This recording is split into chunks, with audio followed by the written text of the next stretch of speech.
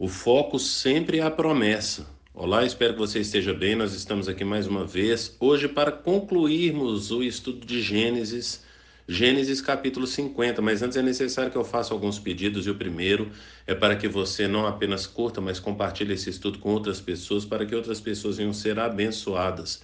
Outro pedido é para que você nos siga nas redes sociais, porque através das redes sociais da igreja você terá acesso aos dias, horários e temas dos estudos que nós disponibilizamos ali na igreja. Portanto, venha participar, porque certamente você vai adquirir mais conhecimento da palavra de Deus, mais conhecimento de Deus. E outro pedido é para que você leia todo o capítulo, no caso hoje, capítulo 50.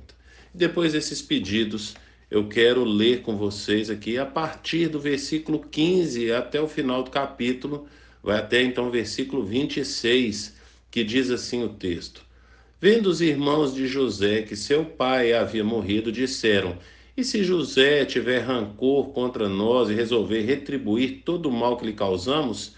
Então mandaram um recado a José, dizendo: Antes de morrer, teu pai nos ordenou que te disséssemos o seguinte: Peço-lhe que perdoe os erros e pecados de seus filhos, de seus irmãos, que o trataram com tanta maldade. Agora, pois, perdoa os pecados dos servos do Deus de teu pai.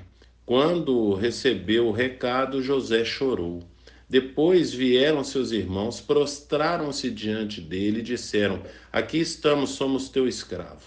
José, porém, lhes disse: Não tenha medo, estarei eu no lugar de Deus? Vocês planejaram o mal contra mim, mas Deus o tornou em bem, para que hoje fosse preservadas a vida de muitos. Por isso, não tenham medo, eu sustentarei vocês e seus filhos. E assim os tranquilizou e lhes falou amavelmente. José permaneceu no Egito com toda a família de seu pai, viveu 110 anos e viu a terceira geração dos filhos de Efraim. Além disso, recebeu como seus os filhos de Maquir, filho de Manassés. Antes de morrer, José disse a seus irmãos: Estou à beira da morte, mas Deus certamente virá em auxílio de vocês e os tirará desta terra, levando-os para a terra que prometeu com juramento a Abraão, a Isaque e a Jacó. E José fez que os filhos de Israel lhe prestassem um juramento, dizendo-lhes: quando Deus tiver em favor, intervir em favor de vocês, levem os meus ossos daqui. Morreu José com a idade de 110 anos e depois de embalsamado foi colocado num sarcófago no Egito. Portanto, agora a gente vê o restante da história de José. Algo que é necessário nós relembrarmos aqui então rapidamente.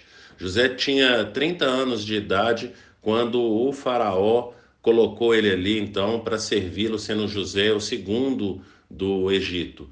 E quando os irmãos de José foram ter com ele, e o pai de José também, Jacó, foi ter com ele, já havia passado 7 anos de fartura e já tinham passado 2 anos ali de escassez, portanto, passaram-se 9 anos.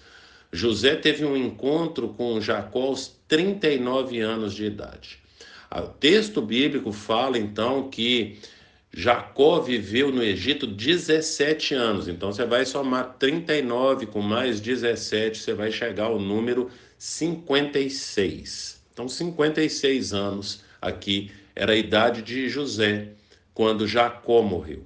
Agora o texto bíblico vai pular 54 anos. Por quê? Porque ele viveu 110. Então, se ele tinha 56 quando o pai dele morreu, e ele viveu até 110, então ele viveu 54 anos. E o que aconteceu nesses 54 anos de relevância para ser incluído aqui na Bíblia? Duas coisas. A primeira, o relacionamento dele com os irmãos, que a gente vai destacar aqui. E a segunda coisa, o olho dele para a promessa. Lembre-se que nós falamos a respeito dessa promessa no capítulo 47, no capítulo 48, no capítulo 49, e aqui no capítulo 50, mais uma vez, nós vamos falar a respeito dessa promessa. Quanto que é importante ficarmos ligados, presos, atentos na promessa que o Senhor tem para nós, nas promessas dele, mas na principal promessa dele.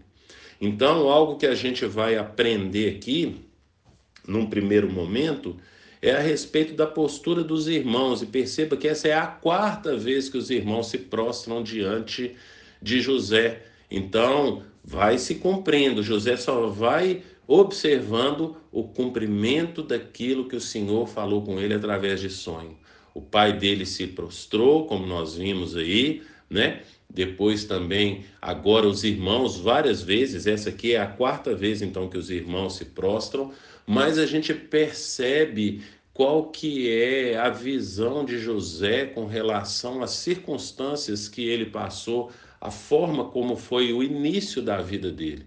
Perceba que 2/3 da vida de José, mais de 2/3, aliás, né? Quase que 3/4 da vida dele foi de bênçãos. Por quê? A gente percebe ali que quando ele subiu ali ao poder no Egito, ele tinha 30 anos, ele viveu até 110 anos. Olha quanto tempo que ele ficou ali, 80 anos no poder, 80 anos desfrutando das bênçãos de Deus. É certo que ele passou por um período aí desagradável na vida dele, que foi dos 17 até os 30 anos. Mas esse período foi necessário e ele olha para esse período não com pesar, mas compreendendo o propósito de Deus. Portanto, uma lição que você tem que tirar é que os dias maus que o Senhor permitiu que você passasse têm um propósito. E isso vai ser revelado quando você estiver no reverso, na outra situação, numa situação contrária a essa situação desfavorável. Por isso é o nosso olhar de esperança. Nós precisamos compreender esse dia mau. Nós precisamos observar também na postura aqui de José, que em momento algum aqui ele se coloca no lugar de Deus e ele fala: olha, como é que eu vou fazer algum tipo de mal para vocês? Eu vou me colocar no lugar de Deus? Ele deixa isso bem claro para os irmãos dele. Por quê? Porque Deus é que permite que certas coisas aconteçam. Perceba aí no versículo 19: José, porém, lhe disse: não tenha medo, estarei eu no lugar de Deus. Portanto, Deus é que faz com que as coisas aconteçam no sentido de permitir.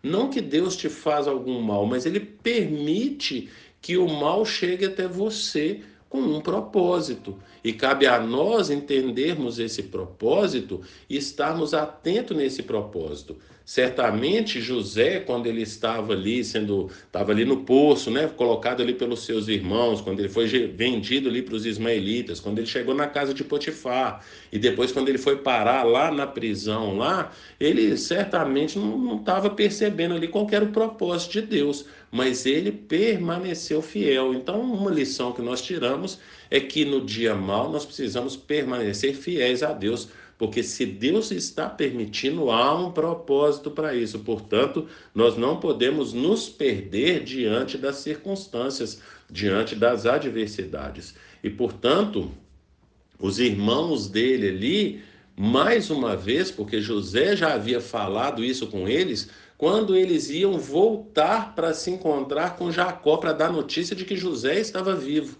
E aí agora, então, José só relembra algo que ele falou há 17 anos atrás. Porque esse fato acontece depois da morte do pai dele. E o fato que eu citei agora acontece antes do pai dele vir para o Egito.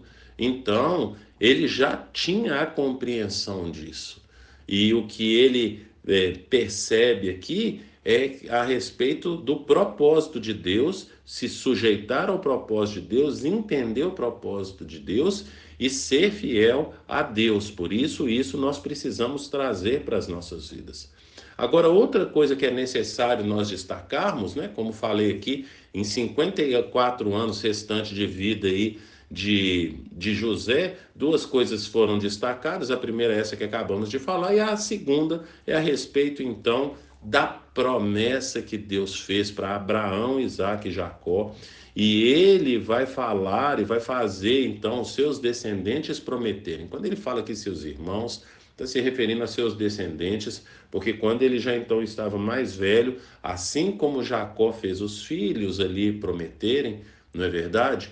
Ali, Lia, por exemplo, já havia morrido, então aqui nesse período, talvez alguns irmãos de José já poderiam estar mortos, mas então ele traz os descendentes e fazem com que os descendentes façam essa promessa para ele, que é muito importante, aonde ele compreende a promessa. Nós precisamos compreender essa promessa que nos foi feita, que Jesus nos fez. Então, ele vai falar aqui no versículo 24. Antes de morrer, José disse a seus irmãos: Estou à beira da morte, mas Deus certamente virá em auxílio de vocês e os tirará dessa terra, levando-os para a terra que prometeu com juramento a Abraão, Isaque e Jacó.